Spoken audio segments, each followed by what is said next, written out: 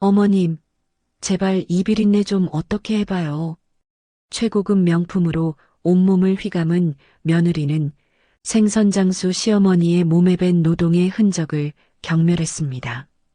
아들은 그런 아내의 편에 서서 아버지의 제삿날 어머니를 집에서 내쫓았죠. 하지만 그들은 몰랐습니다. 그 냄새나는 시장 아줌마가 누구인지를.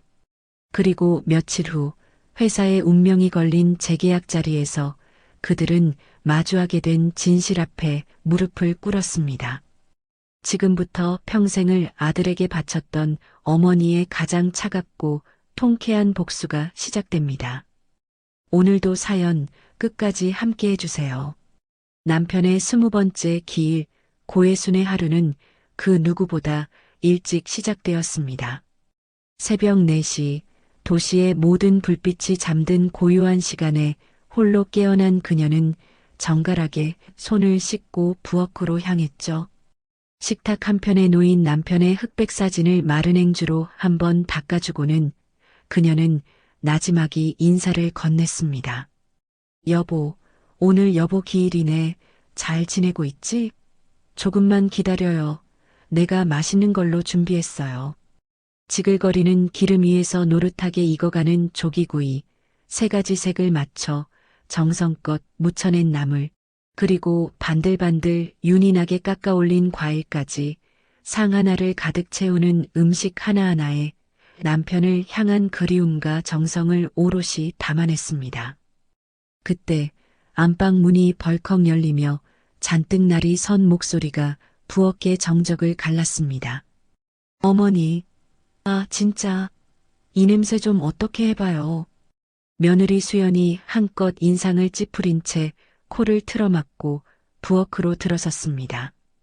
그녀의 예민한 후각을 자극한 것은 다름 아닌 해순의 온몸에 배어있는 비릿한 생선 냄새였죠.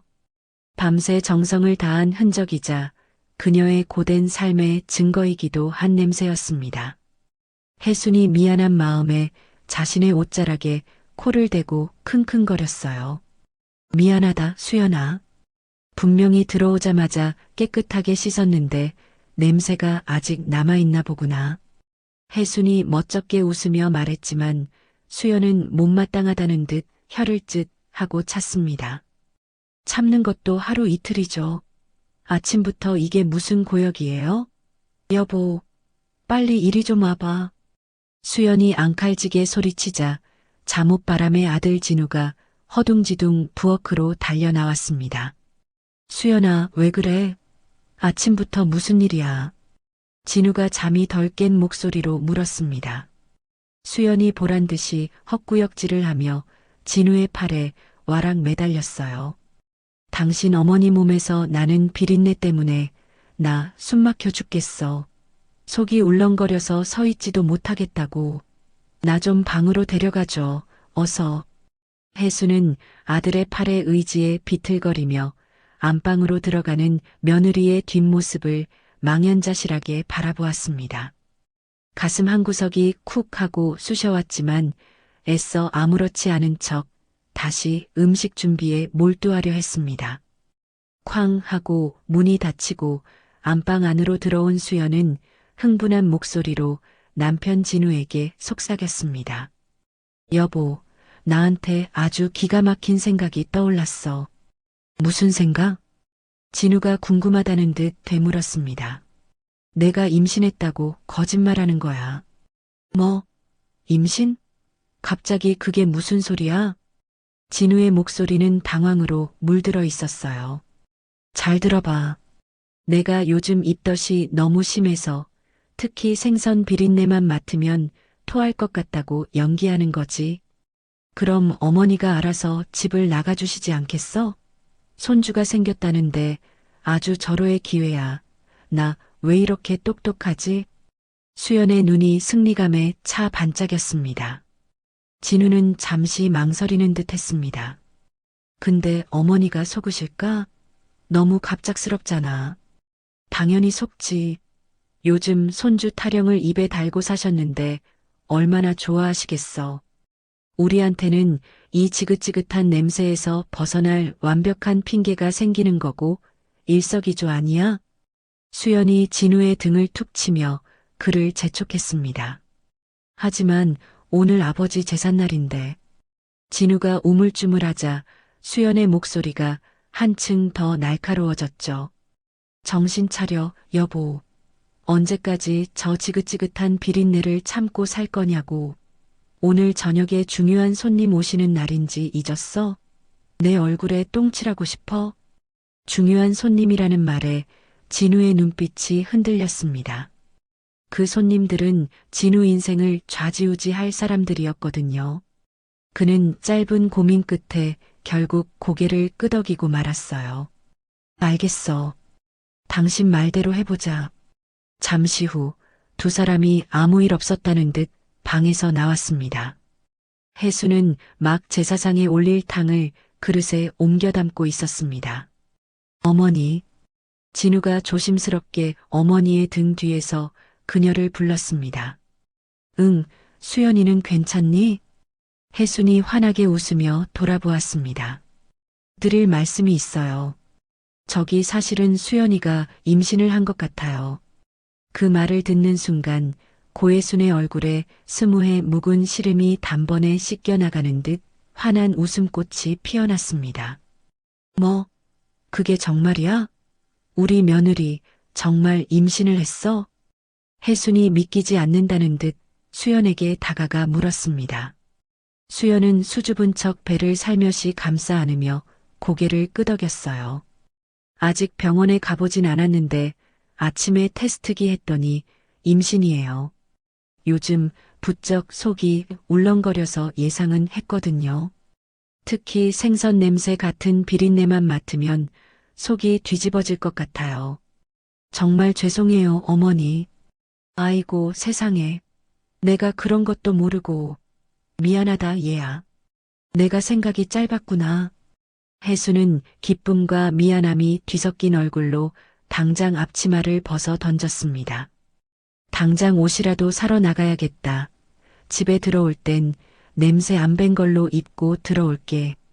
그녀의 순수한 기쁨에 찬물을 끼얹은 것은 며느리 수연의 싸늘한 목소리였습니다. 수연이 팔짱을 끼며 차갑게 말했죠. 어머니, 지금 옷이 문제가 아니잖아요. 이 집을 당분간 좀 나가주세요. 뭐? 혜순의 얼굴에서 웃음기가 순식간에 사라졌습니다. 그녀는 자신이 무슨 말을 들은 건지 이해할 수 없다는 표정으로 며느리를 멍하니 바라보았어요. 나가라니 그게 무슨 말이니? 어머니 몸에 밴 냄새 때문에 제가 아무것도 못 먹고 토하기만 한단 말이에요. 뱃속의 아기한테 얼마나 안 좋겠어요? 그러니까 저 입덧 끝날 때까지만이라도 어디 다른 데 가서 지내시라고요. 수연의 말은 얼음 송곳처럼 차갑고 날카로웠습니다. 혜수는 아들을 애타게 쳐다보았지만 진우는 아내의 등 뒤에 서서 시선을 피할 뿐이었죠. 그래, 그래야지. 손주를 위해서라면 이 할미가 뭔들 못하겠니? 혜수는 서둘러 작은 손가방에 갈아입을 옷가지 몇 개를 서둘러 챙겨 넣었습니다. 그 모습을 지켜보던 수연이 진우의 귓가에 승리에 찬 목소리로 속삭였습니다. 거봐, 내 말이 맞지? 완전히 믿으셨잖아. 진우는 못 들은 척 작게 고개를 끄덕일 뿐이었어요. 혜순이 가방을 들고 현관으로 향하자 진우가 물었습니다. 어머니, 그럼 언제쯤 돌아오실 생각이세요? 글쎄다, 우리 며느리 입덧이 끝날 때까진 피해주는 게 좋겠지? 몇 달은 좋게 걸리지 않겠니? 혜순이 신발을 신으며 대답했습니다. 문을 열고 나서기 전 그녀는 자신의 집을 판 돈과 남편의 유산으로 아들 부부에게 사준 이 집을 한번 쓱 둘러보았습니다. 그래도 오늘 아버지 기일인데 못 챙기고 나가는 게 좀 걸리는구나. 나지막이 읊조리는 그녀의 말에 진우가 황급히 끼어들었습니다. 어머니, 지금은 아기가 제일 중요하잖아요. 아버지 재산은 내년에 더 잘 챙기면 되죠. 아들의 냉정한 말에 혜수는 더 이상 아무 말도 하지 못했습니다. 그래, 진우 네 말이 맞지. 뱃속의 손주가 제일 중요하지. 혜순이 체념한 듯 문고리를 잡고 밖으로 나서려는 바로 그 순간이었습니다. 등 뒤에서 안도의 한숨과 함께 며느리의 목소리가 선명하게 들려왔죠. 아, 이제야 진짜 숨통이 좀 트이네. 그 말은 날카로운 비수가 되어 혜순의 심장에 깊숙이 박혔습니다. 뜨거운 눈물 한 방울이 주름진 뺨을 타고 주르륵 흘러내렸어요. 하지만 그녀는 끝내 뒤돌아보지 않았습니다. 작은 손가방 하나만을 든 채 혜수는 자신이 마련해준 안락한 집의 문을 스스로 닫고 밖으로 나섰습니다. 그리고 차가운 새벽 공기가 그녀의 젖은 뺨을 사정없이 핥히고 지나갔습니다. 차가운 현관문이 닫히며 둔탁한 소리를 내는 바로 그 순간이었습니다. 시어머니가 시야에서 사라지자마자 수연은 기다렸다는 듯이 선반에서 최고급 방향제를 꺼내 들었죠. 그녀의 얼굴에는 방금 전 보였던 연약한 기색은 온데간데 없고 해충을 박멸하는 사람처럼 단호한 표정만이 가득했어요. 치익 소리와 함께 라벤더 향이 안개처럼 퍼져나가며 밤새 혜순의 정성이 깃들었던 음식 냄새를 지워나가기 시작했습니다. 하, 이제야 살 것 같네. 드디어 그 지독한 비린내가 싹 가셨어. 수연이 두 팔을 활짝 벌리며 환하게 웃었습니다. 그녀의 목소리는 해방감으로 가득 차 있었죠. 소파에 널브러져 있던 진우가 박수를 짝짝 치며 감탄했습니다. 여보, 당신 정말 대단해. 아니, 존경스러울 정도라고. 어떻게 임신했다는 핑계를 생각해낸 거야? 진짜 천재 아니야? 진우의 칭찬에 수연이 으쓱하며 그의 옆에 털썩 앉았습니다. 그녀는 진우의 어깨에 머리를 기대며 콧방귀를 뀌었어요. 뭘 그 정도 가지고. 그냥 번뜩하고 떠오르던데? 우리 어머니 손주 얘기만 나오면 사족을 못 쓰시잖아. 당연히 의심조차 안 할 거라고 처음부터 확신했지. 와, 연기력도 보통이 아니었어. 진짜 입덧하는 사람처럼 배를 감싸주는데 나도 깜빡 속아서 걱정할 뻔했다고. 진우가 아내의 손을 덥석 잡으며 연신 웃음을 터뜨렸습니다. 두 사람의 웃음소리가 텅 빈 거실을 채웠습니다. 한참을 웃던 수연이 갑자기 표정을 바꾸며 진지하게 말했어요. 그런데 여보, 오늘 저녁 약속이 우리한테 얼마나 중요한 자리인지는 제대로 알고 있는 거지? 그럼 장인어른이랑 회사 사장님 오시는 날이잖아. 내가 그걸 잊겠어? 진우가 대수롭지 않게 대답하자 수연이 그의 어깨를 꽉 붙잡았습니다. 아니, 당신은 아직도 상황 파악이 안 되는구나. 우리 아빠가 아직도 당신을 얼마나 못마땅해 하는지 몰라. 결혼 허락은 하셨지만 지금도 뒤에선 근본도 없는 생선장수 아들이라고 부르시잖아. 진우의 얼굴에서 웃음기가 사라졌죠. 오늘 김민철 사장님이 왜 오시는 것 같아? 아버지가 당신을 못 믿으니까 자기 오른팔이자 회사의 기둥인 김 사장님 눈으로 직접 당신을 평가하고 판단하려는 거야. 김 사장님이 자기를 인정해 주셔야 아버지도 더는 당신 출신 핑계로 무시 못 하신다고. 오늘 저녁이 바로 그 시험대야. 수연의 목소리가 낮고 은밀하게 울렸습니다. 김민철 사장님 마음에 무조건 들어야 해. 그분 눈밖에 나면 우리 아빠도 당신한테 절대 회사 못 넘겨줘. 알겠어? 그제야 상황의 심각성을 파악한 진우의 눈빛이 탐욕으로 번뜩였어요. 그렇다면 오늘 저녁에 모든 걸 걸어야겠네. 바로 그거야. 점수를 따도 모자랄 판에 하마터면 비린내가 진동하는 이런 집구석 꼴을 보여드릴 뻔했잖아. 수연이 생각만 해도 끔찍하다는 듯 몸서리를 쳤습니다. 상상만 해도 피가 거꾸로 솟네. 진우도 그 광경을 상상했는지 질색하며 고개를 저었죠. 당신이 정말 현명했어. 덕분에 오늘 저녁은 아무 걱정 없겠네. 역시 내 와이프야. 기분이 좋아진 수연이 자리에서 일어나 장식장에서 값비싼 샴페인 한 병과 크리스털 잔 2개를 꺼내왔습니다. 맑고 투명한 샴페인이 잔에 채워졌어요. 자, 우리의 화려한 미래를 위해서 미리 축배를 들자고. 좋아. 두 사람이 기분 좋게 와인 잔을 부딪혔습니다. 쨍 하는 맑은 소리가 울려 퍼졌습니다. 수연이 와인을 우아하게 한 모금 마시며 물었죠. 여보, 당신 만약에 회사 물려받으면 제일 먼저 뭘 하고 싶어? 진우가 망설임 없이 대답했습니다. 당연히 이 집부터 파는 거지. 이런 꿉꿉한 동네 말고 당장 강남에 있는 최고급 주상복합으로 이사 가는 거야. 어머, 역시 내 남편. 나도 바로 그 생각이었어. 어머니가 사준 집이라고 해서 언제까지 이 아파트에 발 묶여 살 수는 없잖아. 수연이 거실 벽지를 손톱으로 긁으며 경멸 어린 표정을 지었습니다. 그래도 어머니가 이 집을 사주신 건데 팔아도 괜찮겠지? 진우의 목소리에 아주 잠깐 망설임이 스쳤습니다. 수연이 그런 남편을 한심하다는 듯 쳐다보며 단호하게 말했어요. 정신 차려, 여보. 그건 그거고 이건 이거지.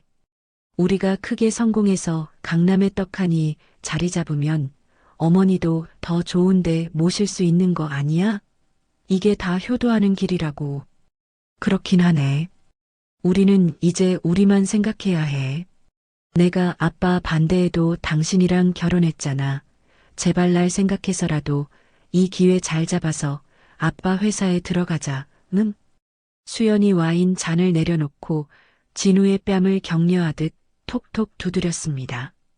진우는 아내의 말에 완전히 설득당한 듯 주먹을 불끈 쥐었죠. 알았어. 오늘 저녁 반드시 김 사장님 눈에 들어서 내 능력을 증명해 보일게. 좋아. 우리의 미래는 오늘 저녁 식탁에 달려 있어. 두 사람은 다시 한번 와인 잔을 높이 들어 올렸습니다. 그들의 얼굴에는 성공에 대한 야망과 탐욕스러운 욕망이 노골적으로 드러나 있었어요. 우리의 성공을 위하여. 위하여. 두 사람의 목소리가 집안에 공허하게 울려 퍼졌습니다. 아들 부부의 웃음소리가 집안에 가득 울려 퍼지던 그 시각, 고혜수는 홀로 차가운 밤거리를 걷고 있었습니다. 정처 없이 무거운 발걸음을 옮기던 그녀가 도착한 곳은 익숙한 비린내가 가득한 자갈치 시장이었죠. 한낮의 활기는 간데 없이 텅 빈 시장 골목은 적막하기만 했고 드문드문 켜진 가로등 불빛만이 그녀의 지친 그림자를 길게 늘어뜨리고 있었어요. 자신의 작은 생선 가게 뒤편 좁은 골목으로 들어선 그녀가 낡은 합판으로 된 쪽방문을 열었습니다. 방 안으로 들어서자 생선 비린내와 축축한 곰팡이 냄새가 뒤섞여 훅 끼쳐왔습니다. 비좁은 방 안에는 삐걱거리는 낡은 간이 침대와 작은 옷장, 그리고 구석에 놓인 전기밥솥 하나가 살림의 전부였습니다. 혜순이 아무런 힘도 없이 침대 위에 털썩 주저앉자 차갑고 눅눅한 기운이 등 전체로 스며들었죠. 내가 대체 뭘 그렇게 잘못했을까? 혜순이 두 손으로 얼굴을 감싸쥐며 나지막이 중얼거렸습니다. 그녀의 어깨가 서러움에 잘게 떨리기 시작했어요. 내 모든 걸 다 바쳐서 아들 하나만 보고 평생을 살아왔는데 아니야, 며느리가 임신했으니 그럴 만도 하지. 혜수는 마음 한편으로 스스로를 달래려 했지만 참고 참았던 눈물이 둑이 터진 듯 뺨을 타고 뚝뚝 떨어졌습니다. 아무도 없는 차가운 방 안에서 그녀는 한참 동안 아이처럼 소리내어 울었습니다. 다음 날 아침 쪽방문이 요란한 소리를 내며 벌컥 열렸습니다.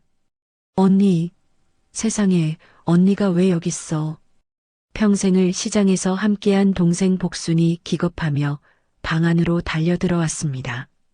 뒤이어 들어온 영자 역시 하얗게 질린 얼굴이었죠. 혜순 언니, 이게 무슨 일이야? 집에 안 들어가고 왜 이런 데로 와서 자고 있는 건데? 영자가 걱정이 가득한 목소리로 물었습니다. 혜순이 밤새 울어 퉁퉁 부은 눈으로 천천히 고개를 들었어요. 나 집에서 나왔어. 뭐라고? 왜? 아들이랑 싸웠어? 복순이 도저히 믿을 수 없다는 표정으로 되물었습니다. 혜순이 떨리는 목소리로 간밤의 일을 힘겹게 털어놓았습니다. 우리 며느리가 임신을 했다는데 입덧 때문에 내 몸에 밴 생선 냄새를 못 견디겠다고 해서. 아이고, 이 쳐 죽일 것들. 사람의 도리를 저버려도 유분수지. 이야기를 다 들은 영자가 분을 이기지 못하고 주먹을 부르르 떨었습니다. 아냐. 내가 나온 거야. 복순이 당장이라도 울음을 터뜨릴 것 같은 얼굴로 혜순의 어깨를 감싸 안았죠. 언니, 얼굴에 써 있어. 쫓겨났다고. 아들 대학까지 보내고 장가 보내려고 평생 새벽잠 설치면서 고생했는데 마누라 임신했다고 엄마를 쫓아내. 내가 정말 뭘 잘못한 건 아닐까? 매일 잘 씻고 옷도 세탁해서 입는데. 혜순이 자신의 손목에 코를 박고 킁킁 냄새를 맡았습니다. 언니, 그런 소리 좀 하지 마. 언니 탓이 아니야. 요즘 젊은 것들이 다 그래. 시어머니 공경할 줄도 모르고 귀찮게만 생각한다니까. 복순이 속상한 마음에 혜순을 더욱 꽉 안아주었습니다. 영자가 애써 희망적인 이야기를 꺼냈어요. 그래도 아들이 정신 차리고 다시 모시러 올 거야. 언니가 지를 어떻게 키웠는데 지 애 키우면 더 뼈저리게 느끼겠지. 부모 마음을. 그래, 내 손주. 손주 봐서 참아야지. 혜순의 텅 빈 눈동자에 아주 잠깐 희미한 빛이 스쳤습니다. 맞아, 언니. 손주 때문에 잠깐 예민해져서 그런 걸 거야. 그러니까 너무 상심하지 말고 며칠만 참아봐. 복순이 혜순의 등을 토닥이며 위로했습니다. 자, 언니. 말만 하지 말고 일단 밥부터 먹어. 어제부터 한 끼도 못 먹었지? 영자가 익숙하게 전기밥솥 코드를 꽂으며 말했습니다. 혜순은 두 동생의 따뜻한 위로에 다시 한번 눈물을 닦았어요. 고맙다, 정말 고마워, 동생들. 이내 따뜻한 김이 오르는 흰쌀밥에 잘 익은 김치 한 조각을 올려 영자가 혜순의 손에 쥐어주었습니다. 복수는 물컵에 시원한 물을 가득 채워 건넸죠. 언니, 우리가 있잖아. 혼자라고 생각하지 마, 절대로.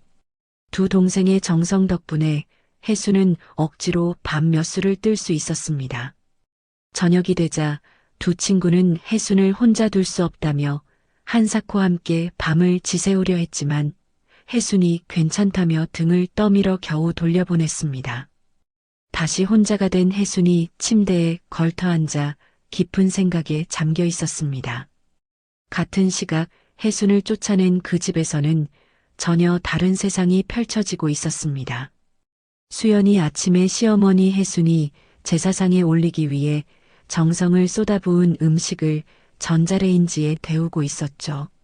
진우는 몇 번이나 현관과 거실을 오가며 초조하게 손님을 기다렸어요. 저녁 7시 정각, 드디어 기다리던 현관벨이 울렸습니다. 진우는 거의 뛰다시피 현관으로 달려가 문을 활짝 열었습니다. 어서 오십시오, 장인어른.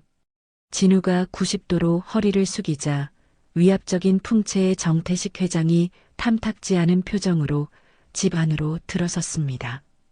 그의 뒤를 이어 날카로운 눈매를 가진 50대 중반의 남자가 따라 들어왔죠. 진우야, 인사드려. 우리 대양식품을 이끌어가는데 도움 주시는 김민철 사장님이시다. 정태식이 소개했습니다. 처음 뵙겠습니다, 사장님. 말씀은 익히 들었습니다. 이진우입니다. 진우가 과하다 싶을 정도로 깍듯하게 다시 한번 허리를 숙였습니다. 그때 수연이 급히 앞치마를 풀며 환한 미소로 다가왔어요. 아빠, 그리고 사장님, 어서 오세요. 집이 좁고 누추해서 부끄럽네요. 수연아, 오랜만이네. 둘이 사는 집에 이 정도면 궁궐이지. 아주 깔끔하고 아늑해서 좋네. 김민철 사장이 사람 좋은 미소를 지으며 집안을 둘러보았습니다. 감사해요. 자, 이쪽으로 앉으세요. 수연이 손님들을 정성껏 차려진 식탁으로 안내했습니다. 식탁 위에는 먹음직스러운 갈비찜과 노릇하게 구워진 생선구이, 그리고 색색의 나물과 반찬들이 가득 차 있었습니다. 이야, 이거 완전 진수성찬이네. 수연이 덕분에 김 사장한테 제대로 체면이 서네. 정태식이 흡족한 웃음을 터뜨렸습니다. 자리에 앉은 정태식이 문득 생각났다는 듯 주변을 둘러보며 물었습니다. 그런데 사부인은 어디 가셨나? 인사는 드려야지. 그 말에 수연과 진우의 얼굴에 잠시 긴장감이 스쳤지만 수연이 이내 아무렇지 않다는 듯 자연스럽게 대답했어요. 아, 어머님이 몸이 안 좋으셔서 일찍 잠자리에 드셨어요. 아버님과 사장님께는 다음에 꼭 정식으로 인사드리겠다고 전해달라 하셨어요. 완벽한 거짓말이었습니다. 허허, 그러신가? 그럼 우리끼리 편하게 시작할까? 정태식이 별 의심 없이 고개를 끄덕이며 젓가락을 들었습니다. 진우가 이때를 놓치지 않고 재빨리 술잔을 채워 높이 들어 올렸습니다. 자, 장인어른, 사장님, 귀한 걸음 해주셔서 감사합니다. 대양식품의 무궁한 발전을 위하여. 좋지. 자네, 오늘 김 사장한테 잘 보여야 할 걸세. 정태식이 호탕하게 웃으며 잔을 부딪혔습니다. 식사가 한창 무르익을 때 갈비 한 점을 입에 넣고 천천히 씹던 정태식의 표정이 갑자기 어두워지며 깊은 한숨을 내쉬었죠. 사실 요즘 회사 일 때문에 잠을 통 못 자고 있어. 순간 식탁의 모든 소음이 멎었습니다. 진우가 젓가락을 내려놓고 걱정스러운 표정으로 물었어요. 무슨 일 있으십니까, 장인어른? 자갈치 빌딩 때문이야. 우리 회사 주력 공장이 통째로 들어가 있는 그 건물 말이다. 정태식이 소주잔을 단숨에 비우며 말했습니다. 그 건물이 왜요, 아빠? 수연도 대화에 끼어들며 몸을 앞으로 기울였습니다. 재계약 날짜는 코앞인데 건물주란 사람이 도통 얼굴을 비추질 않아. 재계약이 안 될 거라는 흉흉한 소문까지 돌고 관리업체는 건물주가 해외에 있다는 뜬구름 잡는 소리만 하고 연락처 하나 알려주지 않으니 환장할 노릇이지. 정태식이 젓가락으로 갈비뼈를 신경질적으로 쿡쿡 찔렀습니다. 옆에 있던 김민철 사장도 심각한 표정으로 말을 거들었습니다. 회장님 말씀대로 정말 심각한 문제지. 우리 회사 최고 인기 상품인 명품 어묵 생산 라인 전체가 그 건물에 있어. 단순한 사무실이 아니야. 거대한 냉동 창고 3개에 어묵을 만드는 수억 원짜리 기계들이 전부 그곳에 설치되어 있어. 정태식이 손으로 거대한 크기를 그리며 설명했습니다. 김 사장이 진우를 보며 덧붙였죠. 그 기계들은 한번 설치하면 사실상 이동이 불가능하지. 특수 제작된 것들이라 해체하고 재설치하는 비용이 새로 사는 것보다 더 들고. 그럼 만약 재계약을 못하면 어떻게 되는 건데요? 수연이 불안한 목소리로 물었습니다. 정태식의 목소리가 무겁게 가라앉았습니다. 회사가 끝장나는 거야. 공장을 옮기는 데 드는 수십억은 고사하고 몇 달간 생산을 완전히 멈춰야 하는데 그럼 그걸로 끝이야. 생산 중단은 곧 매출 제로, 매출 제로는 곧 부도를 의미하지. 김 사장이 차갑게 현실을 요약했습니다. 진우의 머릿속에서 무언가 번쩍했습니다. 위기. 하지만 동시에 이것은 자신의 능력을 증명하고 인생을 바꿀 단 한 번의 기회였습니다. 진우가 갑자기 자리에서 벌떡 일어났습니다. 장인어른, 사장님, 모두의 시선이 그에게로 쏠렸죠. 제가 그 베일에 쌓인 건물주를 만나서 재계약을 반드시 성사시키겠습니다. 정태식이 어이없다는 표정으로 진우를 바라보았습니다. 진우야, 그게 말처럼 쉬운 일이 아니다.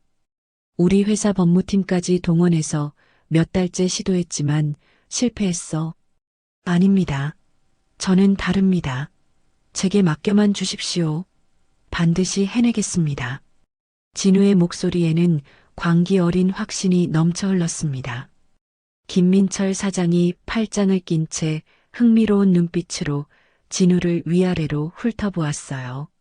정말 그럴 자신이 있나? 우리 회사의 명운이 걸린 일인데. 네, 제 모든 것을 걸겠습니다. 어떻게든 건물주를 찾아내서 재계약서에 꼭 도장을 받아내겠습니다. 진우가 자신의 가슴을 쾅쾅 치며 장담했습니다.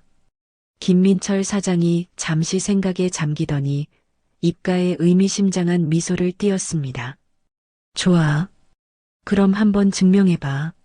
만약 자네가 정말 이 일을 해결한다면 회장님께서도 자네를 다시 보게 되실 게야. 내가 보장하지. 감사합니다. 정말 감사합니다, 사장님. 진우가 감격에 겨워 깊이 고개를 숙였습니다. 수연이 테이블 밑으로 진우의 손을 힘껏 잡았습니다. 그녀의 눈은 욕망으로 뜨겁게 타오르고 있었습니다. 여보, 꼭 해내야 해. 이게 우리 인생을 바꿀 마지막 기회야. 수연의 속삭임에 진우는 심장이 터질 것처럼 뛰었습니다. 진우는 드디어 자신의 인생을 뒤바꿀 거대한 동아줄을 잡았다고 확신했습니다. 진우가 야망에 불타오르던 그 순간, 시간은 아득한 20년 전으로 거슬러 올라갑니다. 그곳은 부산대학교병원 406호, 싸늘한 소독약 냄새와 죽음의 그림자가 짙게 드리워진 공간이었습니다. 규칙적으로 울리는 기계음만이 꺼져가는 생명의 시간을 힘겹게 알려주고 있었죠. 침대 위에 누워있는 남자 혜순의 남편 박태수는 길고 고된 병마와의 싸움으로 앙상하게 야위어 있었습니다. 그의 곁을 뜬 눈으로 지켜온 혜순이 남편의 거친 손을 두 손으로 꼭 잡고 앉아 있었어요. 그녀는 애써 밝은 목소리를 만들려 노력했습니다. 여보, 괜찮아질 거야, 꼭. 의사 선생님도 어제보다 훨씬 좋아졌다고 하셨잖아. 박태수가 천천히 고개를 돌려 아내를 바라보았습니다. 깊게 팬 주름과 퀭한 눈, 그의 얼굴에는 이미 모든 것을 체념한 기색이 역력했죠. 혜순아, 나는 이제 틀린 것 같다. 그런 소리 하는 거 아니야. 당신답지 않게 왜 이래. 혜순이 남편의 손을 더욱 세게 움켜쥐었습니다. 내 말 잘 들어. 우리 자갈치 빌딩 계약서 말이야. 책상 두 번째 서랍에 그대로 있지? 박태수가 한마디 한마디 힘겹게 말을 이어갔습니다. 그 얘길 지금 왜 해? 당신 어서 나와서 나랑 같이 손잡고 도장 찍으러 가기로 했잖아. 혜순아, 제발. 나한테는 이제 시간이 없어. 박태수의 목소리는 갈수록 희미해졌습니다. 결국 참았던 눈물이 혜순의 눈에서 후두득 떨어져 남편의 손등을 적셨어요. 당신, 제발 그런 소리 좀 하지 마. 무섭단 말이야. 내 마지막 부탁이다. 정말 중요한 부탁이야, 혜순아. 박태수가 아내의 손을 잡은 자신의 손에 마지막 남은 힘을 실었습니다.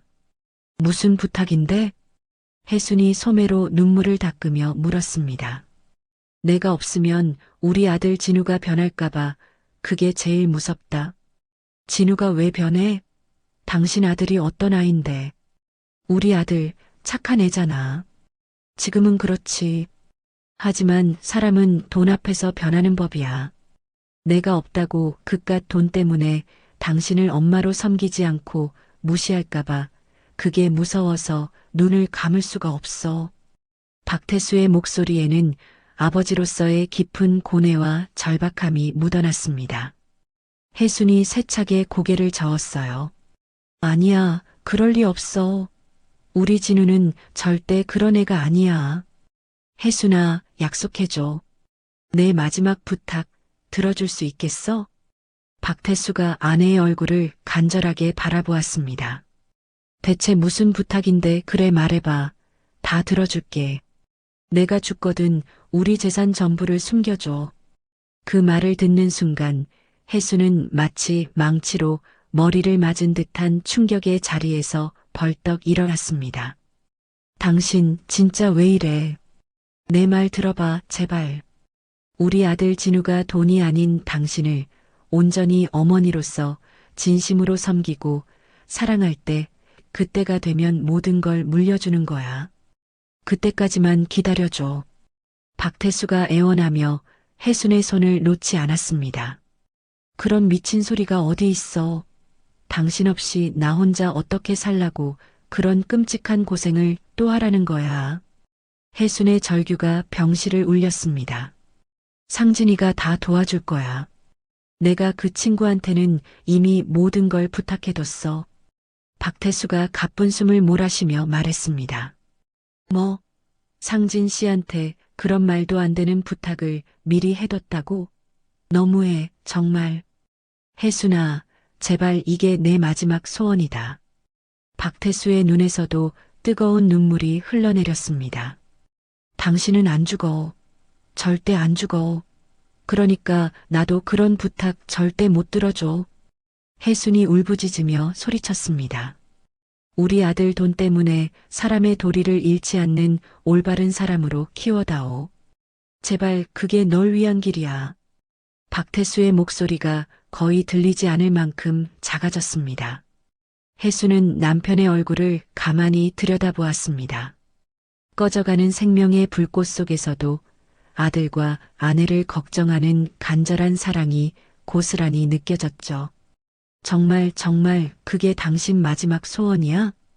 혜순이 떨리는 목소리로 물었습니다. 그래, 내 아내, 내 사랑 혜순이한테 내가 할 수 있는 마지막 부탁이다. 박태수가 힘겹게 고개를 끄덕였습니다. 한참 동안 병실에는 두 사람의 울음소리만 가득했습니다. 혜수는 남편의 손을 자신의 뺨에 가져다 대고 흐느꼈습니다. 알았어, 알았다고 당신 소원대로 할게. 그러니까 걱정하지 마. 혜순이 눈물과 함께 약속의 말을 뱉어냈습니다. 그제야 박태수의 얼굴에 희미한 안도의 미소가 번졌어요. 고맙다, 혜순아, 정말 고맙다. 하지만 당신 죽으면 안 돼. 나 이 약속 지키기 너무 싫으니까 당신 죽으면 절대 안 된다고. 혜순이 남편의 뺨을 어루만지며 속삭였습니다. 박태수가 아내의 손 위에 자신의 손을 힘겹게 포겠습니다. 사랑한다, 혜순아. 세상에서 제일 사랑해. 나도 사랑해, 여보, 정말 많이 사랑해. 그날 밤 아내의 약속을 받아낸 박태수는 거짓말처럼 편안한 얼굴로 영원한 잠에 들었습니다. 차가워진 남편의 손을 붙잡고 혜수는 텅 빈 병실에 홀로 앉아 있었습니다. 그렇게 혜수는 남편의 마지막 숨결과 함께 세상에서 가장 무겁고 외로운 약속을 끌어안아야만 했습니다. 태수의 장례식장에서 혜수는 조상진을 보며 참아왔던 눈물을 쏟아냈습니다. 그녀는 어린아이처럼 바닥에 주저앉아 조상진의 바짓가랑이를 붙잡고 울먹였습니다. 상진 씨 죽은 남편이 당신 하나만 믿으라고. 근데 나 이제 어떻게 살아요? 나 이제 어떻게 살아야 하냐고요? 조상진은 주먹을 꽉 쥔 채 비통한 심정으로 고개를 숙였습니다. 그는 혜순의 앞에 조용히 무릎을 꿇고 앉아 그녀의 눈높이를 맞추었어요. 그의 눈에는 존경과 결의가 가득했습니다. 사모님, 저만 믿으십시오. 저는 사장님께 평생을 바쳐도 다 갚지 못할 큰 은혜를 입은 사람입니다. 부디 이제부터라도 그 은혜를 갚아나갈 기회를 주십시오. 조상진이 말하는 그 은혜란 그의 인생을 송두리째 바꿔놓았던 수년 전의 어느 날을 의미하는 것이었습니다. 시간은 남편 태수가 죽기 전으로부터 10년 전 부산 감천동의 작고 낡은 태산건설 사무실로 거슬러 올라갑니다. 사무실 안은 젊은 직원들의 활기와 담배 연기로 자욱했습니다. 그 중심에 젊은 사장 박태수가 펼쳐진 설계도를 손가락으로 짚어가며 열정적으로 회의를 이끌고 있었어요. 조상진 대리, 이 부분 하중 계산 다시 한번 확인해 봤나?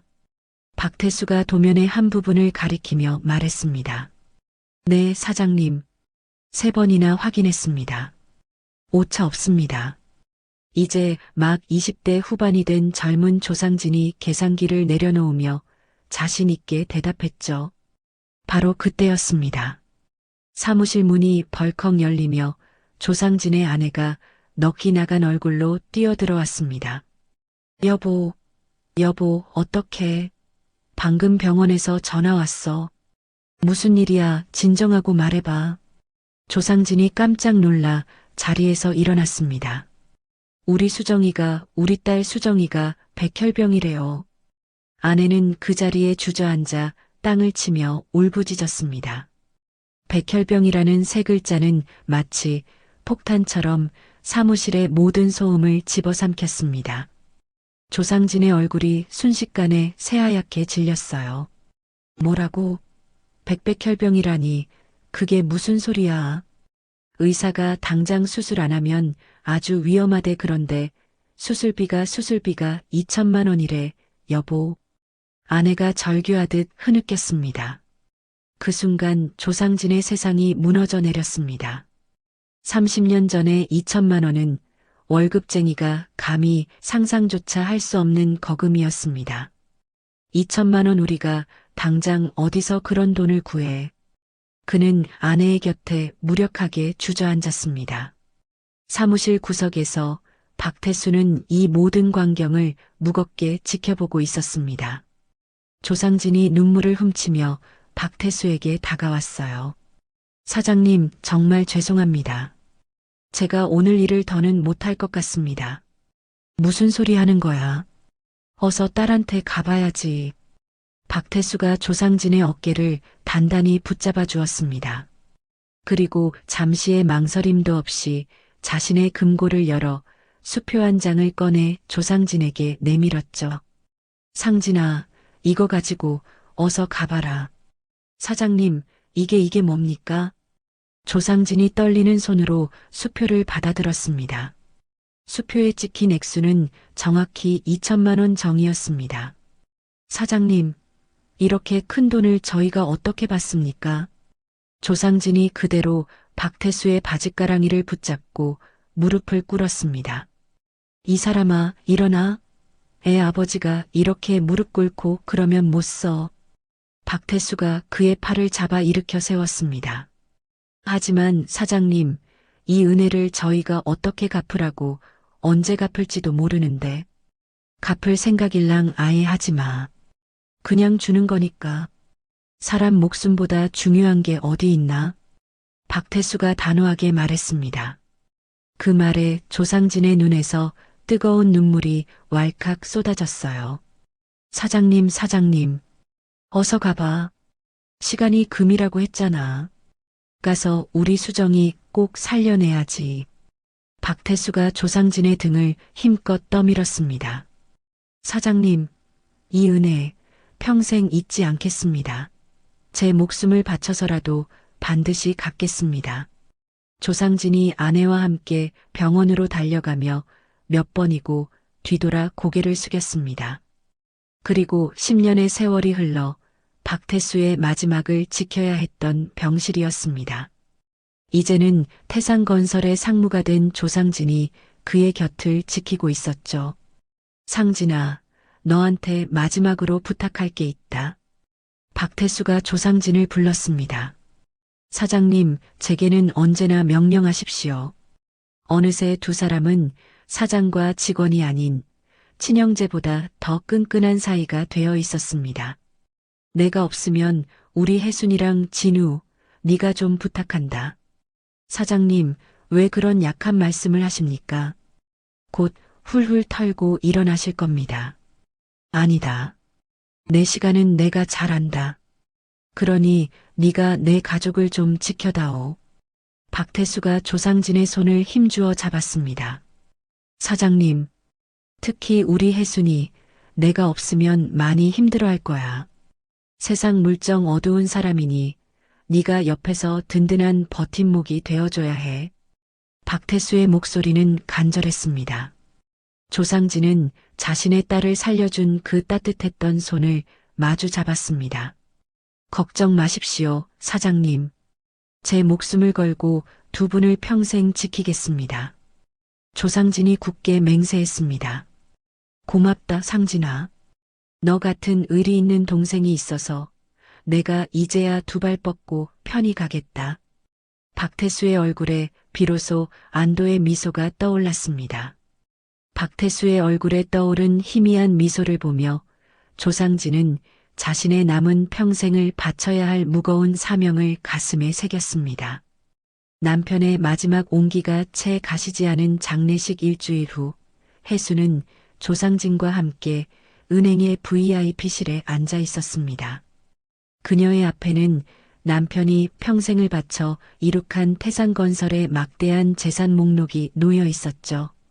조상진이 마지막으로 간절하게 물었습니다. 사모님, 정말로 이렇게까지 하셔야겠습니까? 우리 남편과의 마지막 약속이에요. 모든 재산을 새로 설립할 법인 명의로 옮겨주세요. 혜순의 목소리는 한치의 흔들림도 없었습니다. 하지만 이제 갓 20살인 진우 학생은 아직 대학생입니다. 학비와 생활비는 어찌하시려고 이러십니까? 내 아들 학비는 이제부터 내가 벌어서 보낼 겁니다. 혜순이 서류 뭉치 위로 망설임 없이 자신의 도장을 찍으며 말했어요. 조상진은 더는 그녀를 말릴 수 없다는 것을 깨닫고 깊은 한숨을 내쉬었습니다. 알겠습니다. 돌아가신 사장님의 유언대로 그리고 사모님의 뜻대로 제가 모든 것을 철저히 관리하겠습니다. 고마워요, 상진 씨. 이 무거운 짐을 함께 져줘서 정말 고마워요. 혜순이 깊이 고개를 숙였습니다. 이틀 후 혜순은 자갈치 시장의 가장 구석지고 허름한 자리에 작은 좌판 하나를 펼쳤습니다. 곱게 늙은 그녀의 모습은 시장의 억척스러운 분위기와 전혀 어울리지 않았죠. 아지매요. 그 고등어 한 손에 얼마입니까? 첫 손님이 다가왔습니다. 네. 예. 싱싱한 걸로 2마리에 5,000원입니다. 혜순이 어색하고 서툰 말투로 대답했어요. 뭐라카노? 옆집은 4,000원인데 와 이리 비싸게 받노? 손님이 인상을 팍 찌푸렸습니다. 아, 그러세요? 그럼 4,000원만 주세요. 4,000원에 드릴게요. 그렇게 혜수는 태산건설 사모님이 아닌 생선 장수로서의 고된 두 번째 삶을 시작했습니다. 그렇게 5년의 세월이 시장의 비린내와 함께 흘러갔습니다.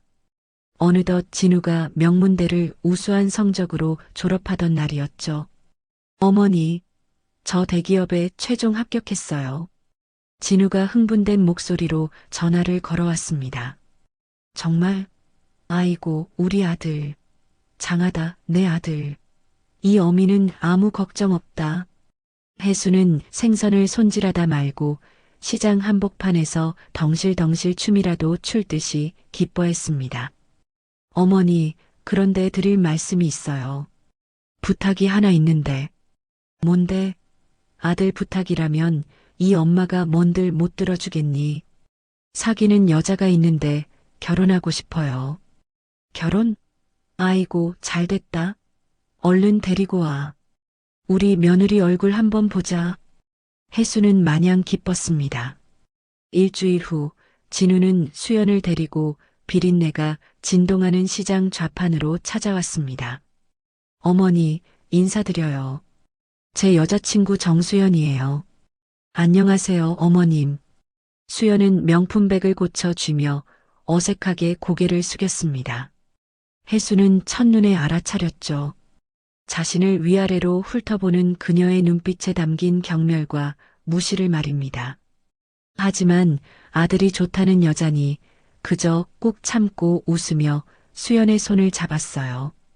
우리 수연이 참 예쁘게도 생겼다. 우리 진우 부족한 놈이니 잘 좀 부탁해. 네. 수연은 비린내가 옹기라도 할 듯 서둘러 손을 빼며 마지못해 대답했습니다. 몇 달 후 진우가 다시 혜순을 찾아왔습니다. 어머니, 결혼 허락은 겨우 받았는데 장인어른께서 신혼집을 꼭 마련해 오라고 하세요. 집? 네. 강남은 아니더라도 살만한 아파트 한 채는 있어야 딸을 주시겠다고 하네요. 진우가 조심스럽게 말했습니다. 얼마나 있어야 하는데? 한 3억 정도는 있어야 할 것 같아요. 혜수는 심장이 쿵하고 내려앉는 것 같았습니다. 3억? 진우야, 평생 생선만 판 엄마한테 그런 큰 돈이 어디 있겠니? 어머니, 제발요. 저 수연이 없으면 안 돼요. 이 결혼 놓치면 저 평생 후회할 거예요. 진우가 어머니의 거친 손을 잡고 애원했습니다. 며칠 밤을 뜬 눈으로 고민하던 혜수는 결국 조상진을 찾아갔습니다. 상진 씨, 정말 미안하지만 남편이 남긴 돈 중에 나한테 3억만 줘요. 사모님, 사장님의 유언을 잊으셨습니까? 알아요. 이렇게 하면 안 된다는 거. 하지만 내 아들 장가 보내야죠. 부모인데 어떻게 그걸 모른 척 하겠어요. 조상진은 가슴을 치며 반대했지만 자식 이기는 부모 없다는 혜순의 간절함에 결국 무릎을 꿇었습니다. 혜순은 그렇게 남편과의 약속을 어기고 받은 3억과 자신의 집을 판 돈을 보태 아들 부부의 아파트를 마련해 주었습니다. 진우는 효자 아들처럼 행동했습니다. 어머니, 이제 시장일 그만하시고 저희랑 같이 살아요. 제가 평생 호강시켜 드릴게요. 혜수는 아들의 그 말이 너무나 기뻐 눈물을 흘렸습니다. 하지만 그 행복은 오래가지 않았죠. 함께 살기 시작한 지 한 달도 채 되지 않아 아들의 태도는 차갑게 변해갔습니다. 어머니, 오늘 제 친구들 부부 동반으로 오니까 저녁 식사하시면 방에 들어가서 나오지 마세요. 왜? 아들 친구들인데 인사라도 해야지. 냄새 때문에요. 어머니 몸에서 나는 생선 비린내 때문에요. 친구들이 뭐라고 하겠어요. 진우는 어머니의 얼굴을 쳐다보지도 않고 말했습니다. 수연의 구박은 더욱 노골적이었어요. 어머님, 어머님이 쓰신 그릇은 죄송하지만 제가 따로 소독해서 씻을게요. 비린내가 잘 안 빠져서요. 수연아. 그리고 어머님 빨래도 저희 옷이랑은 절대 섞이면 안 되니까 꼭 따로 해주시고요. 진우는 아내가 어머니에게 가시돋친 말을 내뱉는 것을 보고도 못 들은 척 외면할 뿐이었습니다.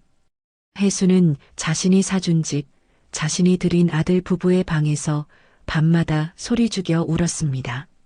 낡은 장롱 속에서 남편의 사진을 꺼내 가슴에 품고 하소연했죠. 여보, 우리 아들이 변했어요. 당신이 걱정하던 그대로 돈이 뭔지 내가 뭘 잘못 키운 걸까요? 남편의 웃는 얼굴 위로 뜨거운 눈물 한 방울이 떨어졌습니다. 20해를 버티게 한 약속이 이제는 감당할 수 없는 족쇄가 되어 그녀의 심장을 옥죄어 오고 있었습니다. 남편의 사진을 끌어안고 우는 것은 혜순의 일상이 된 지 오래였습니다. 아들과 함께 살게 된 후 지난 2년의 시간은 하루하루가 가시밭길을 걷는 것과 같았죠. 며느리 수연의 구박은 날이 갈수록 교묘하고 잔인해졌습니다. 어느 날 아침 수연은 찬장에서 낡고 이가 빠진 그릇 몇 개를 꺼내 혜순의 앞에 내려놓았어요. 어머님, 이제부터 이 그릇들은 어머님 전용 식기예요. 아니, 멀쩡한 그릇이 많은데 왜 갑자기 그릇을 따로 쓰라는 거니? 혜순이 당황하며 물었습니다. 솔직히 말씀드려서요. 어머님이 만지신 그릇에선 비린내가 가시질 않거든요. 저희는 여기 이 새 그릇들로 식사할게요. 위생은 중요한 거니까요. 수연은 보란 듯이 반짝이는 새 그릇들을 자신들의 찬장에 정리하며 말했습니다. 혜수는 아들을 쳐다보았지만 진우는 신문을 보는 척하며 그 광경을 외면할 뿐이었습니다. 아들의 배신은 더욱 비참하고 직접적이었습니다. 진우의 회사 동료들이 집들이를 온 날이었죠. 어머니, 잠시 저 좀 따라오세요. 진우는 손님들 눈을 피해 혜순의 팔을 끌고 다용도실 창고로 향했습니다. 왜 그러니? 나도 내 손님들한테 인사라도 해야지. 제발요, 어머니. 어머니 몸에서 나는 냄새 때문에 제 친구들이 불편해하면 어떡해요. 손님들 갈 때까지만이라도 여기 조용히 계세요. 진우는 어머니를 어두운 창고 안으로 밀어넣고는 밖에서 문을 잠가버렸습니다.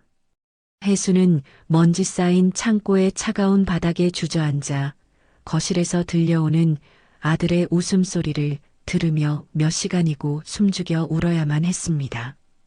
가장 충격적인 일은 바로 몇 년 전 남편의 제삿날에 일어났습니다. 혜순이 밤새 정성껏 준비한 제사상을 차리고 있을 때였죠.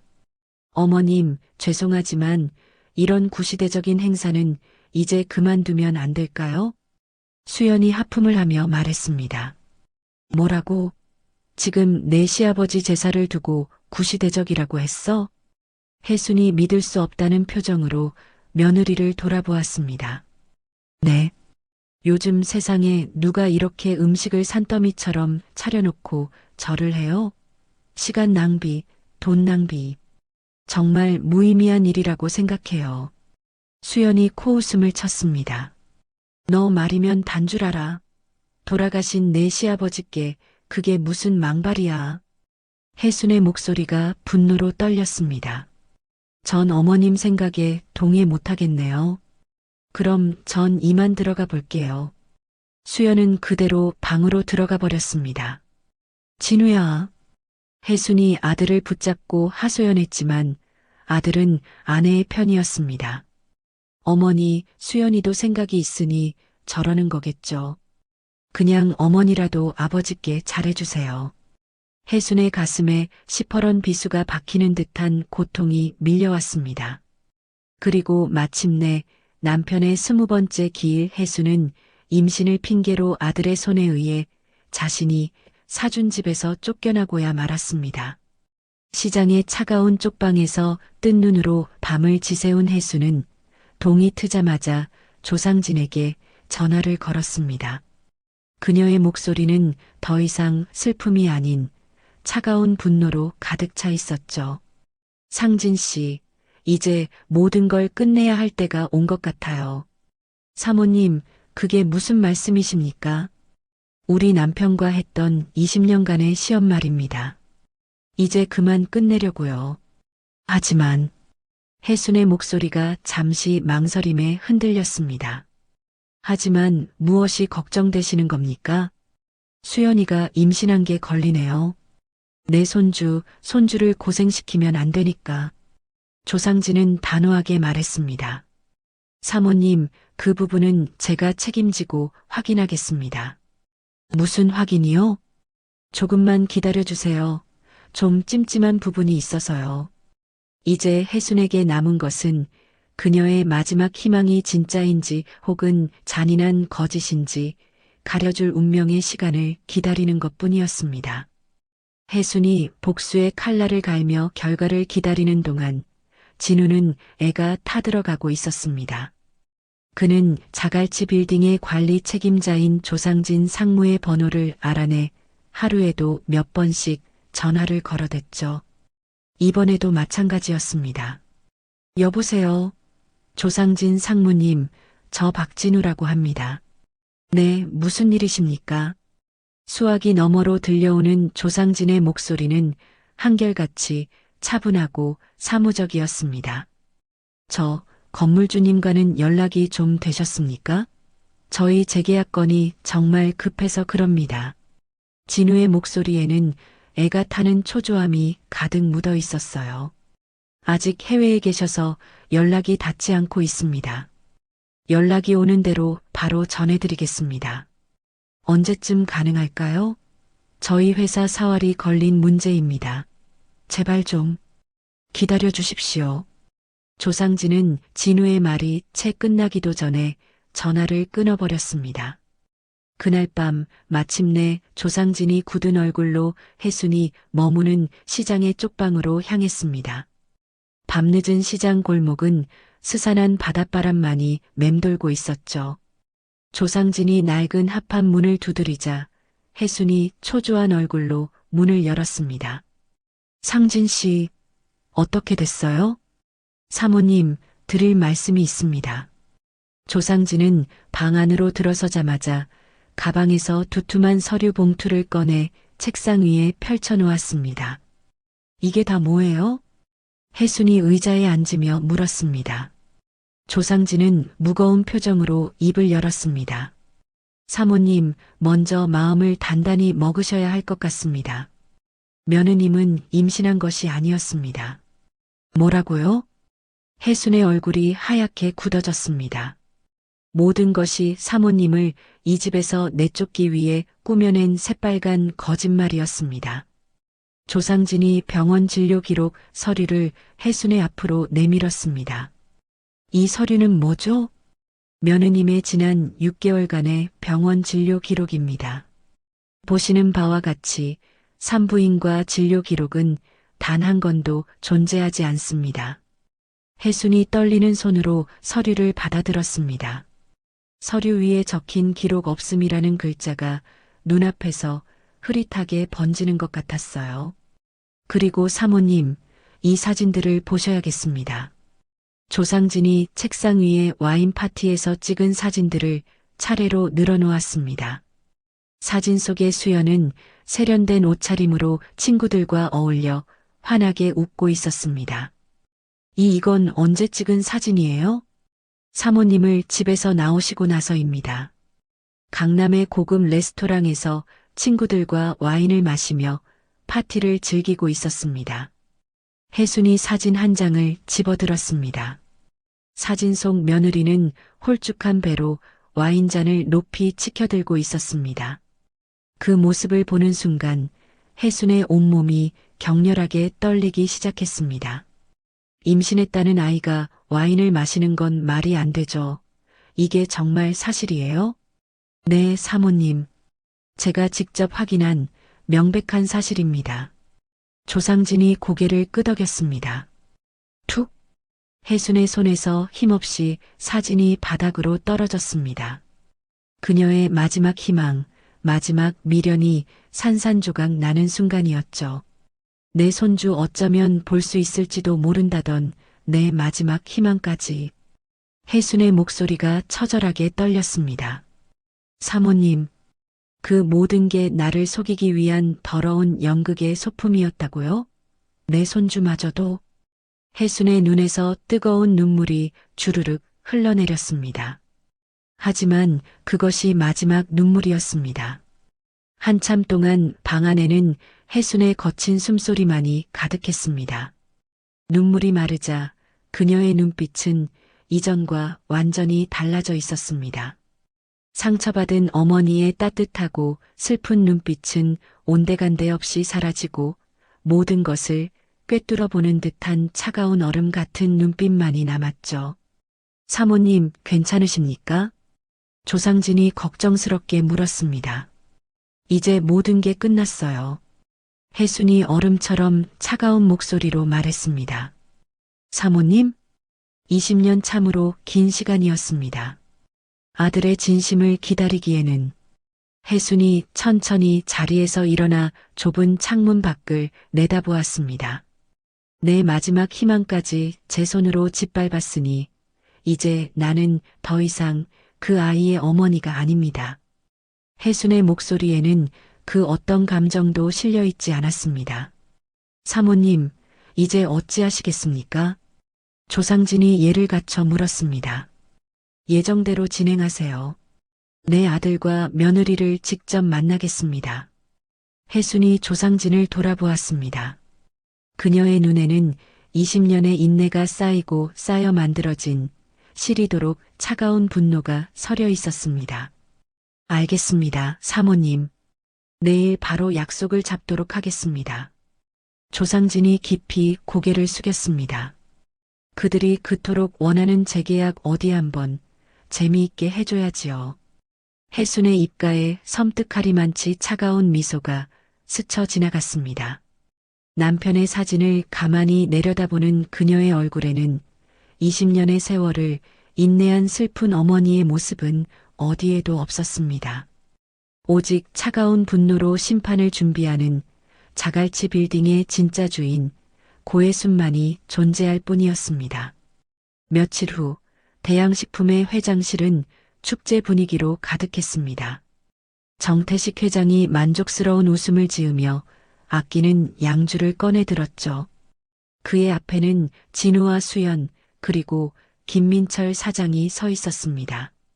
진우는 마치 세상을 다 가진 듯한 표정으로 가슴을 활짝 펴고 있었어요. 진우야, 자니가 정말 큰일을 해냈어. 어떻게 그 깐깐한 건물주 마음을 돌린 게냐? 정태식이 진우의 어깨를 힘껏 두드렸습니다. 사실 진우는 건물주를 만나지도 못했습니다. 그는 조상진 상무의 계속된 거절에 결국 재계약 기간을 연장했다는 내용의 가짜 서류를 위조하여 장인에게 보여준 것이었죠. 일단 회사를 물려받고 나면 그때 가서 진짜 계약을 하든 다른 방법을 찾든 어떻게든 될 거라고 생각했던 겁니다. 별말씀을요, 장인어른. 진심은 통하는 법 아니겠습니까? 진우가 천연덕스럽게 거짓말을 했습니다. 옆에 있던 김민철 사장도 고개를 끄덕이며 거들었어요. 제가 사람 하나는 제대로 본 것 같습니다. 회장님. 이진우, 이 친구 정말 물건입니다. 추진력과 배짱이 보통이 아닙니다. 하하, 그렇지? 내 사위야. 정태식은 기분이 최고조에 달한 듯 했습니다. 그는 책상 서랍에서 서류 한 뭉치를 꺼내 진우의 앞에 내밀었습니다. 자, 여기 서명해라. 아버님, 이게 무엇입니까? 오늘부로 대양식품의 모든 경영권과 소유권을 자네에게 넘기겠다. 이제부터 자네가 대양식품의 새로운 주인이야. 그 말에 진우와 수연의 눈이 휘둥그레졌습니다. 아, 아빠, 정말이세요? 수연이 감격에 겨워 소리쳤습니다.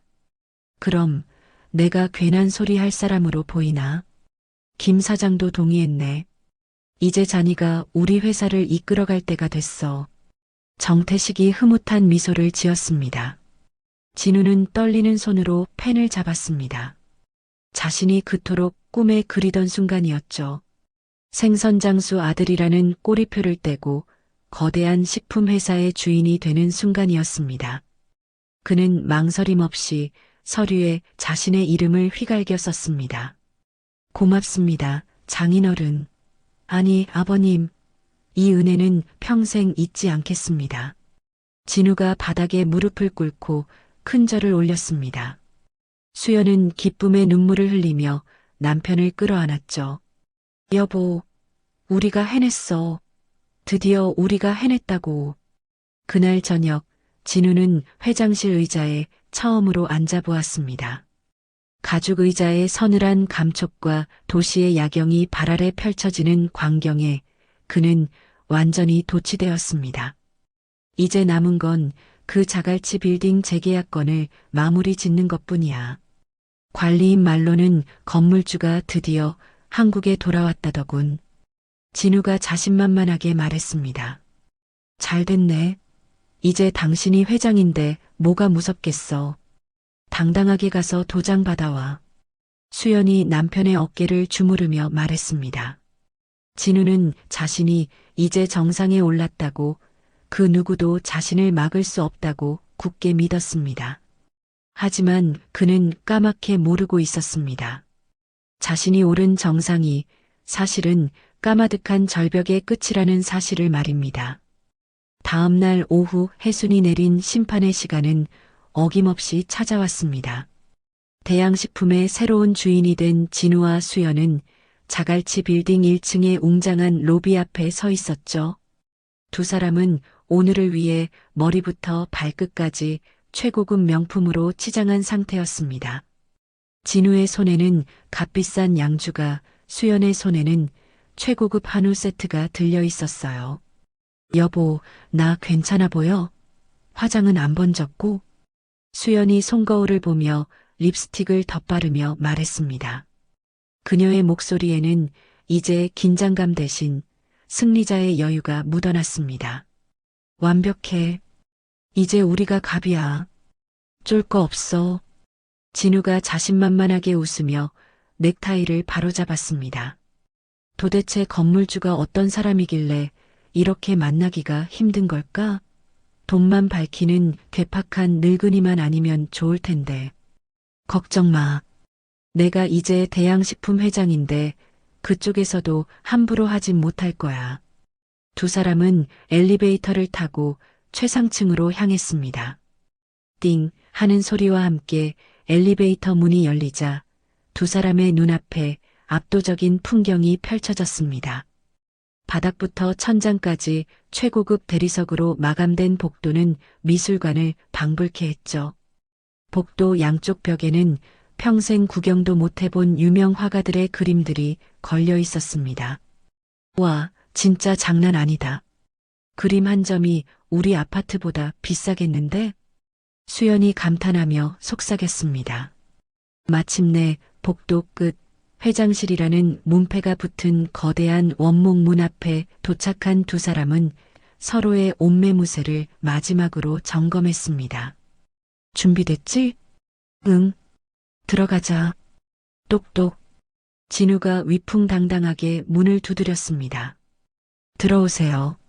묵직하고 차가운 목소리가 문 너머에서 흘러나왔습니다. 기익 육중한 회장실 문이 천천히 열렸습니다. 두 사람이 거만한 미소를 머금은 채 안으로 들어섰죠. 수십 평은 되어 보이는 광활한 회장실, 부산항이 한눈에 내려다 보이는 거대한 통유리창 앞에 놓인 책상 뒤로 한 사람이 등을 돌리고 앉아 있었습니다. 안녕하십니까? 대양식품의 새로운 대표이사 이진우입니다. 정수연입니다. 만나 뵙게 되어 영광입니다.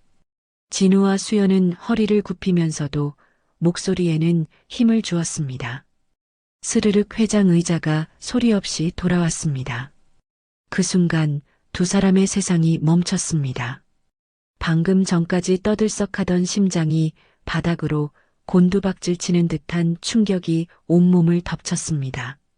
그 회장석에 앉아 있는 사람은 전 재산을 털어 자신들에게 집을 사주고 온갖 구박을 받으면서도 밥을 차려주던, 그리고 바로 몇 주 전 자신들이 비린내 난다며 집에서 내쫓았던 바로 그 어머니 고혜순이었습니다.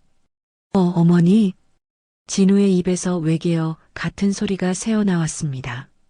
어머님이 왜 여기에? 수연은 입을 벌린 채 그대로 얼어붙었습니다. 혜수는 싸늘하게 식은 눈으로 두 사람을 가만히 내려다보았습니다. 시장에서 좌판을 깔고 앉아 있던 초라한 생선 장수의 모습은 어디에도 없었죠. 단정하게 올린 머리, 기품 있는 정장 차림, 그리고 모든 것을 꿰뚫어 보는 듯한 그 눈빛은 완전히 다른 사람이었습니다. 그때 조상진이 그림자처럼 다가와 두 사람의 옆에 섰습니다. 소개해드리겠습니다. 이 자갈치 빌딩의 소유주이시자 태산건설의 주인이신 고혜순 사모님이십니다. 조상진의 정중한 목소리가 사형 선고처럼 회장실에 울려 퍼졌습니다. 아니 이게 무슨 말도 안 돼. 진우가 넋이 나간 사람처럼 중얼거렸습니다. 이건 꿈이야. 내가 지금 꿈을 꾸고 있는 거야. 수연이 자신의 뺨을 세게 꼬집었습니다. 혜순이 천천히 입을 열었습니다. 많이 놀랐나 보구나.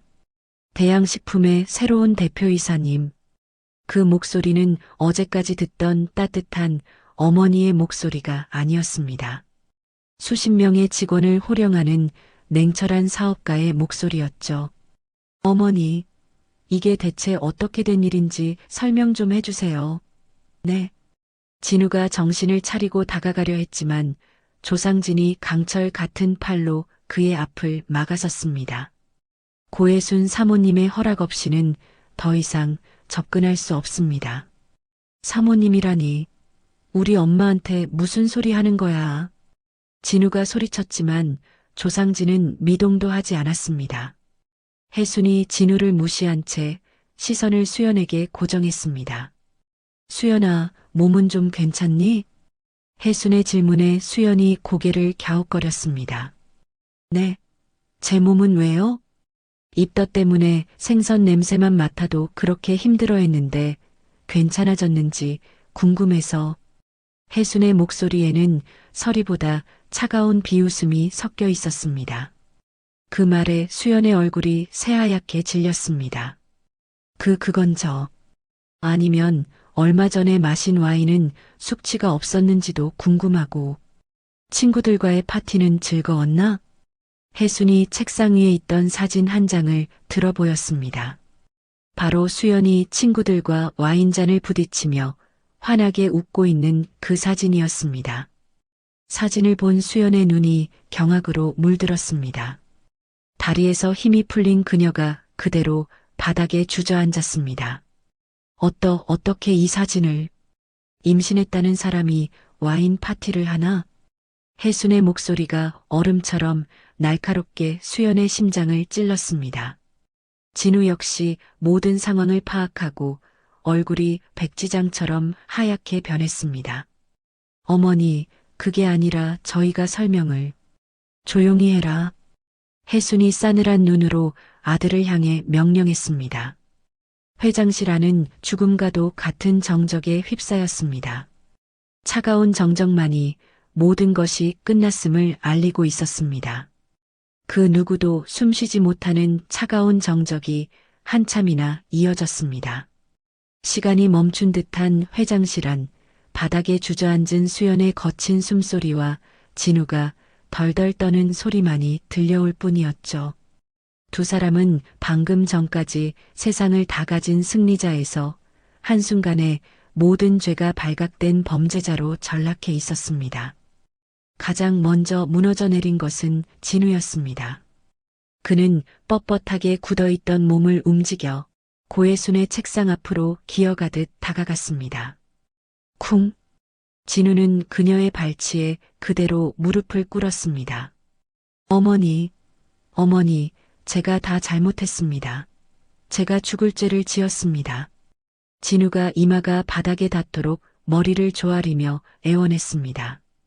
방금 전까지의 오만하던 대표이사의 모습은 온데간데 없고 그저 용서를 구하는 나약한 아들의 모습만 남아 있었어요. 제발 한 번만 용서해 주세요. 제가 정말 미쳤었나 봅니다. 네. 혜수는 그런 아들을 그저 싸늘한 눈으로 내려다볼 뿐 아무런 대답도 하지 않았습니다. 그녀의 침묵은 그 어떤 질책보다 더 무섭고 날카로웠죠. 바닥에 주저앉아 있던 수연이 그제야 정신을 차리고 비명을 지르듯 말했습니다. 어머님, 아니 회장님, 저희가 정말 잘못했어요. 하지만 이건 저희만의 잘못이 아니에요. 저희 아빠가 진우 씨를 너무 무시하니까 그래서 저희가 성공한 모습을 보여드리고 싶어서 그랬어요. 네. 수연이 핑계를 대며 상황을 모면하려 했습니다. 그때 혜순이 처음으로 입을 열었습니다. 성공? 혜순이 코웃음을 쳤습니다. 시아버지 제사상을 구시대적이라며 걷어차고 있지도 않은 손주를 핑계로 이 애미를 길바닥에 내쫓은 게 너희들이 말하는 성공이었나? 한마디 한마디가 얼음송곳이 되어 두 사람의 심장을 후벼 팠습니다. 어머니, 그리고 어디서 내 아버지 핑계를 대? 너희들의 탐욕과 허영심이 너희 스스로를 저런 괴물로 만든 게지. 혜순의 시선이 정태식이 보낸 최고급 한우 선물 세트에 닿았습니다. 그녀는 턱짓으로 선물 세트를 가리켰어요. 저것들 가지고 나가거라. 나는 앞으로 너네 얼굴 다시 볼 일은 없을 테니. 그 말에 진우와 수연의 얼굴이 새하얗게 질렸습니다. 진우가 다시 한번 절박하게 매달렸습니다. 어머니, 제발요. 재계약만 해주시면 제가 평생 어머니 발밑에서 속죄하며 살겠습니다. 네. 재계약? 혜순의 입가에 잔인한 미소가 떠올랐습니다. 그래. 그 재계약 때문에 이 자리에 온 것이겠지. 대양식품 대표이사라. 혜순이 대표이사라는 단어에 힘을 주어 말했습니다. 자, 그럼 본론으로 들어갈까? 너희들이 그토록 원하는 재계약. 답부터 말해주지.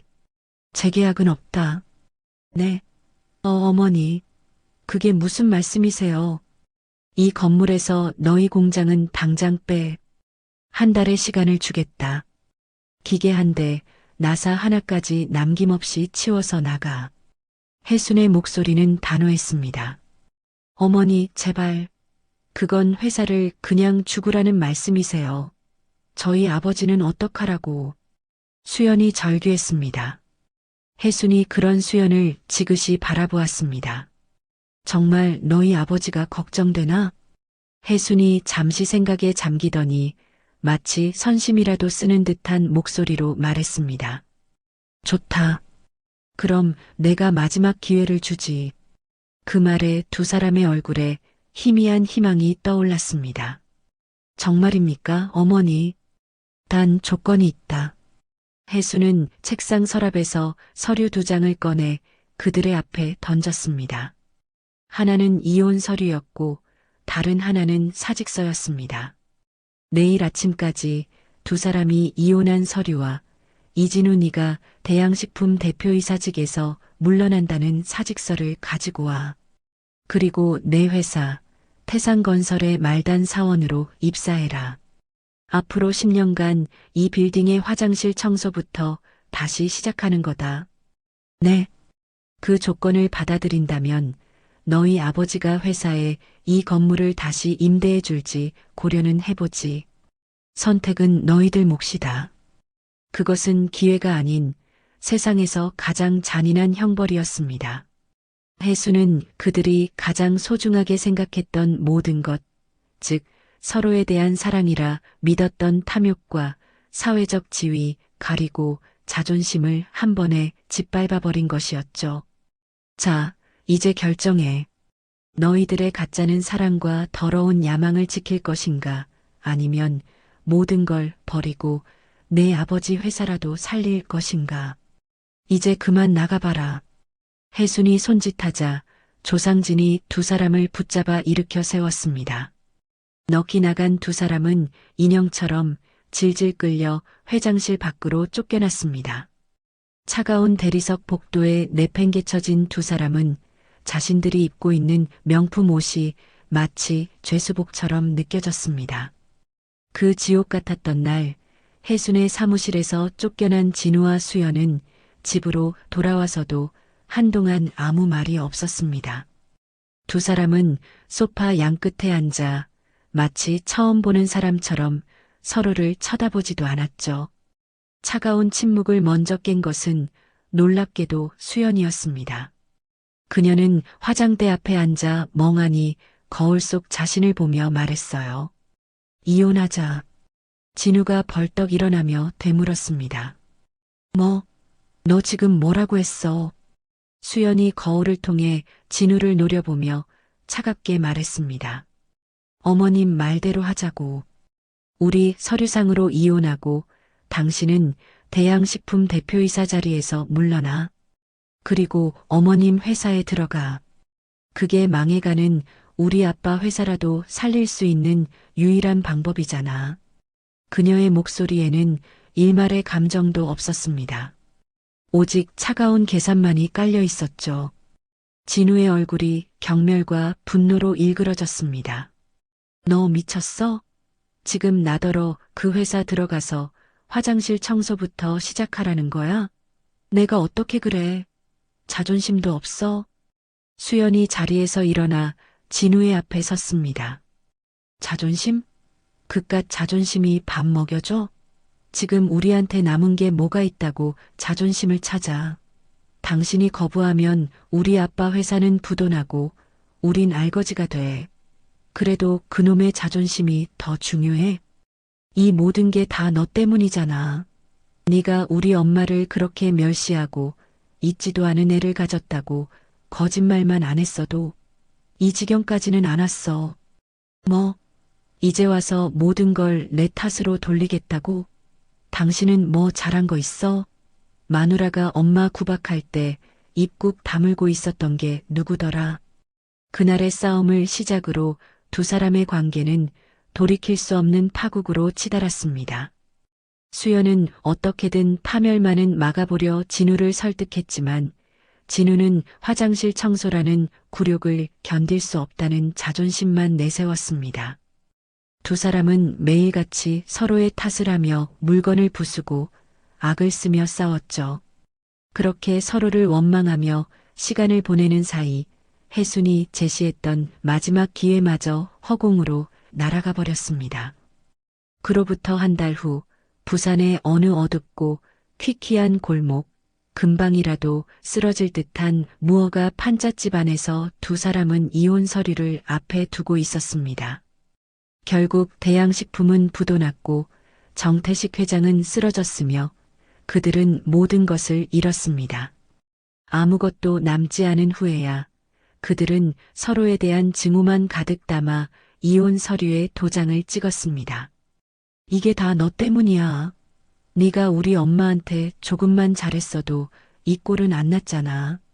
진우가 컵라면 그릇을 집어 던지며 소리쳤습니다. 뭐, 이제 와서 다 내 탓을 해? 당신이 그놈의 자존심만 버렸어도 우리 아빠는 살릴 수 있었어. 결국 당신 어머니 돈으로 사장 행세 한번 해보려다 망한 거잖아. 수연도 지지 않고 악을 썼습니다.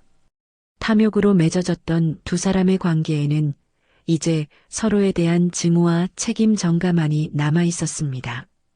그들은 그렇게 서로를 핥히고 원망하며 끝이 보이지 않는 절망의 늪에서 허우적거리고 있었습니다. 같은 시각 자갈치 시장 한편에서는 전혀 다른 세상이 펼쳐지고 있었어요. 과거 혜순이 눈물을 흘리던 낡은 쪽방 자리에는 혜순의 집이라는 작은 식당이 들어서 있었습니다.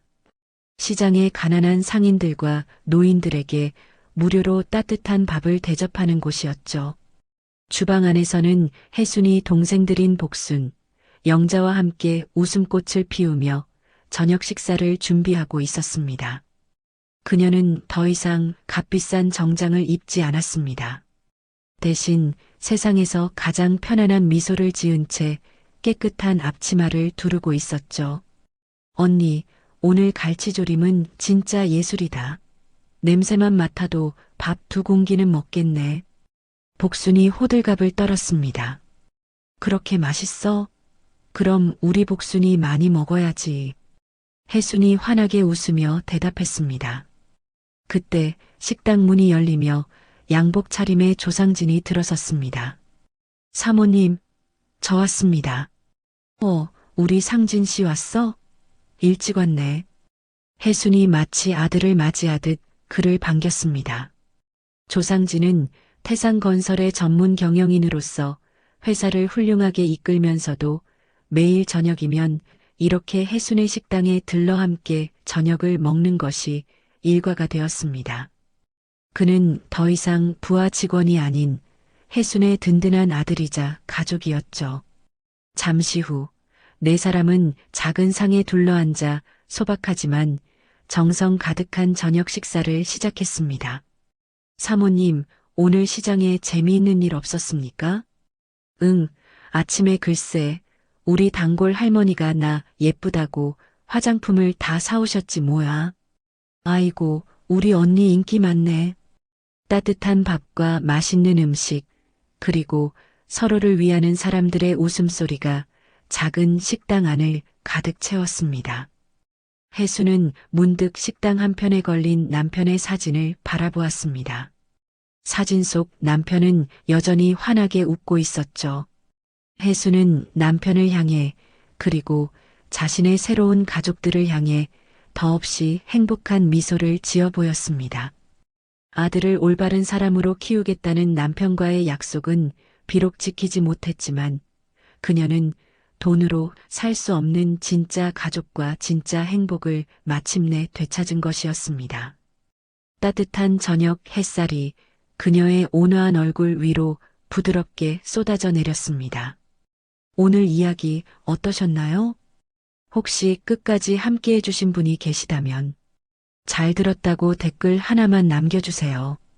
여러분에게도 따뜻하고 빛나는 날들이 찾아올 거예요. 구독과 좋아요는 다음 이야기를 이어가는 큰 힘이 됩니다. 지금까지 오늘도 사연이었습니다. 더 깊고 따뜻한 이야기로 다시 찾아뵐게요. 편안한 하루 보내세요. 감사합니다.